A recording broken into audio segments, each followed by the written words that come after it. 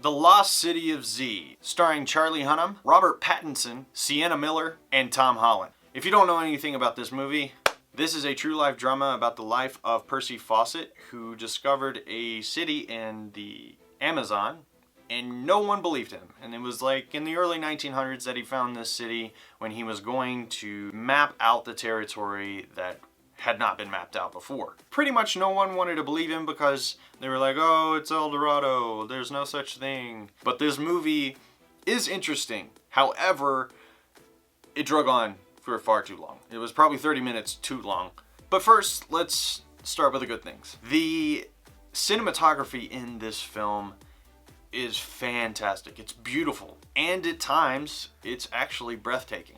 And the acting is by far, it's amazing. We've got Charlie Hunnam, who is in Pacific Rim. Did a fantastic job in that. He's going to be in the new King Arthur film that I'm really looking forward to, but with that last trailer, I'm a little worried. Robert Pattinson is... I was sitting there and I was going, is that Robert Pattinson? He has this huge beard, he's scrawny, and I was amazed by his performance. Not that I ever doubted his ability as an actor, but his performance is fantastic. Sienna Miller was great as well. Her chemistry with Charlie Hunnam was on point and a lot of fun at times. Tom Holland made a surprise appearance in this film. I was not expecting. It wasn't a surprise appearance. I wasn't expecting him.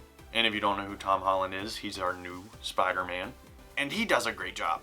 And as fantastic as the acting is in this film, the screenplay makes everything suffer. Some of it's cliche. There are a couple of speeches that are given by Percy Fawcett, Charlie Hunnam, that they're your typical build you up kind of speeches. But the one that he did have when he came back from Amazonia is he's trying to convince everybody, and he's like, you know what, if you don't believe me, blah, blah, blah, I'm still gonna go.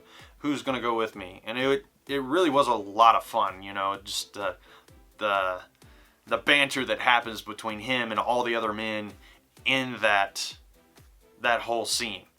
It just, the screenplay really just kind of hurt the film.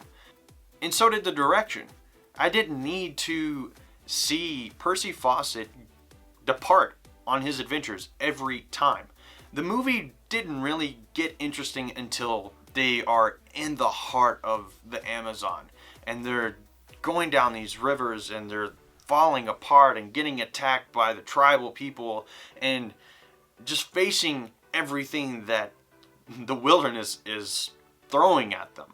And then something awesome happens and then boom, we are thrown back into London and more talking's happening. I'm gonna wrap this up.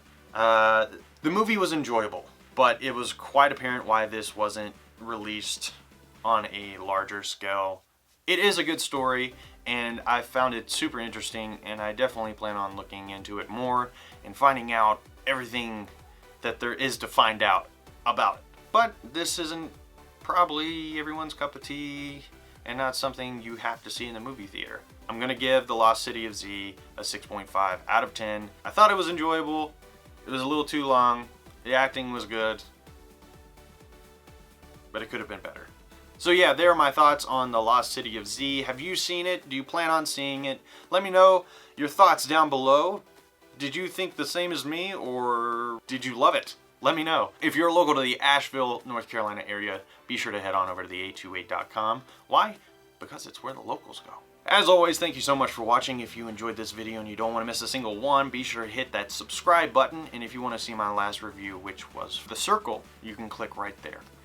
And you guys have a fantastic day.